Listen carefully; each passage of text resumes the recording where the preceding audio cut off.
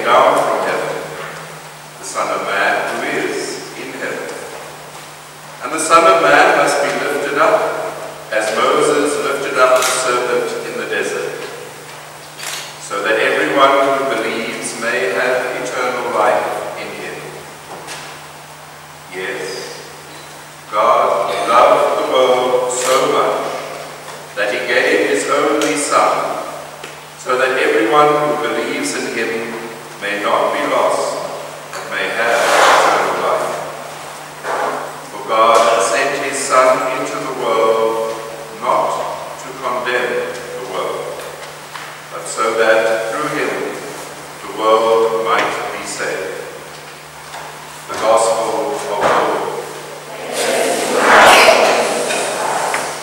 Please be seated.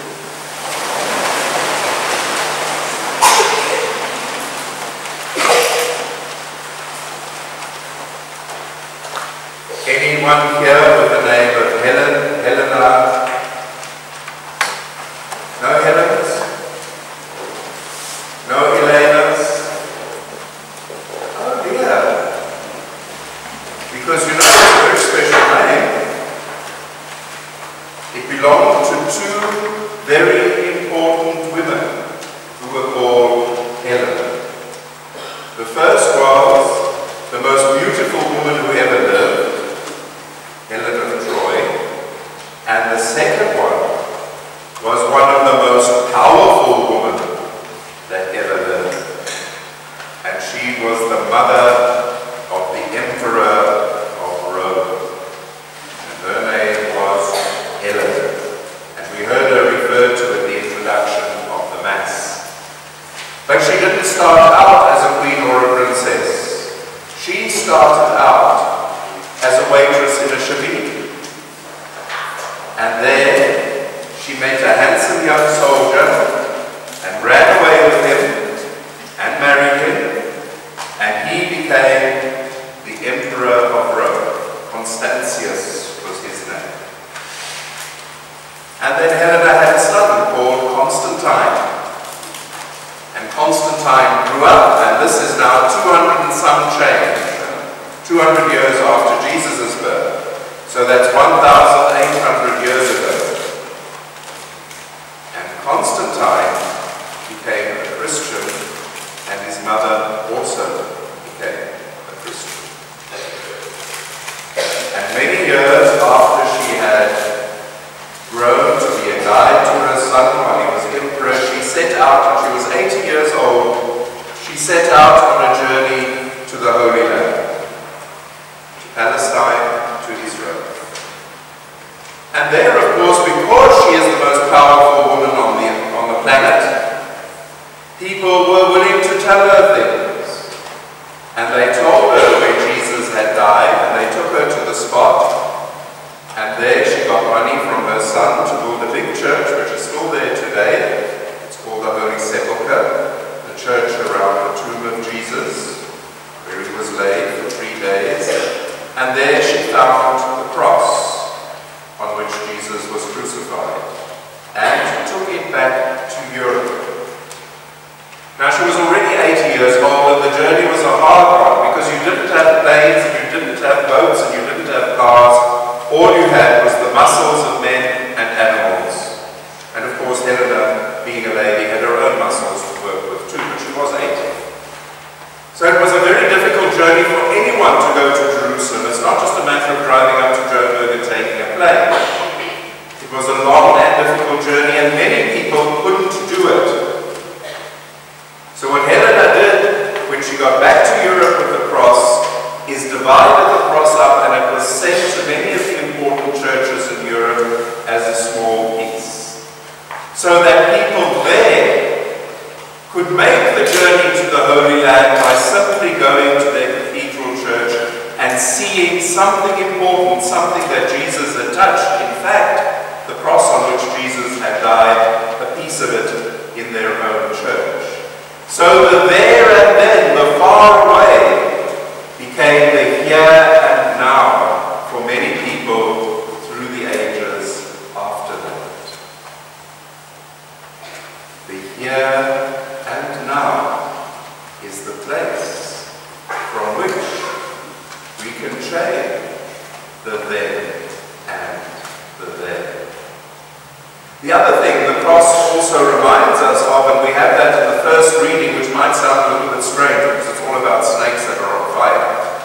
But then Jesus says it again in the Gospel, he will be lifted up.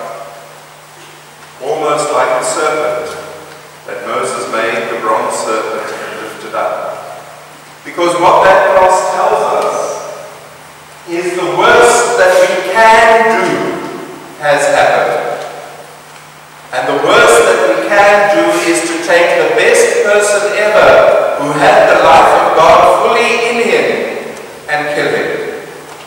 Which is what we did on the cross. That is the worst thing we have ever done.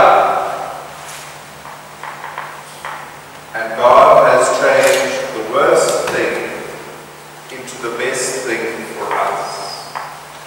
When Jesus conquered death and gave us all life. So when we look at the cross, we know that the there and the then of Jesus' death and all the evil that we can do is now finished forever. And we are challenged to see that in our own lives.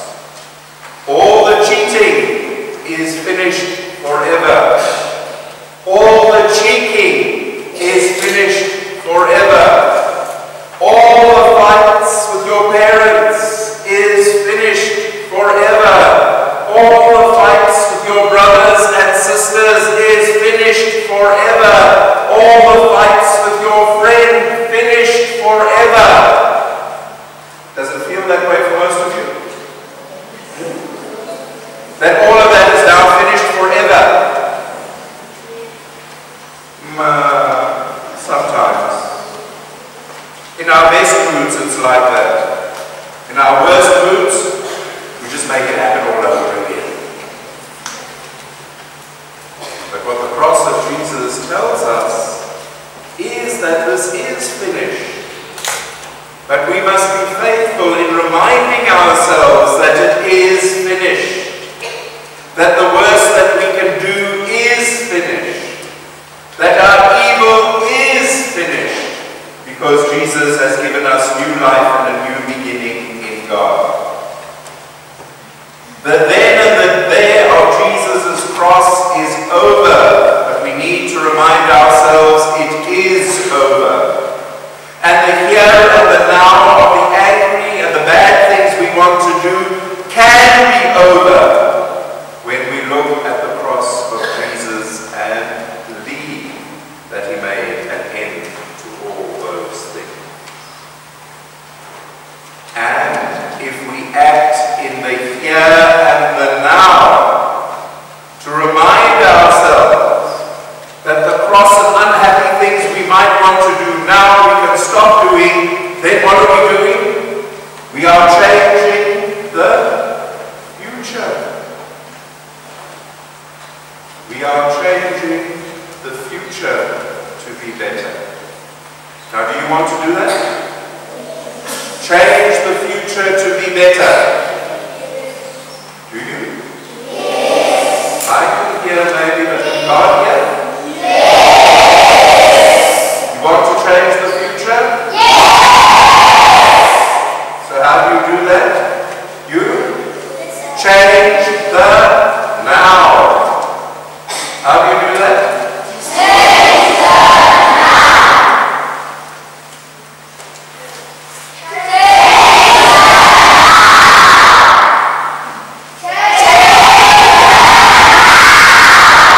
Okay, that got past the angels have got to God, okay?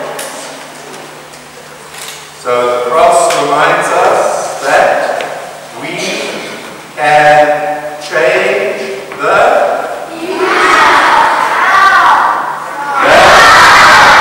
and when we change the now, we change the future. If we make the now better, we make the future better. So the big thing is to change the now.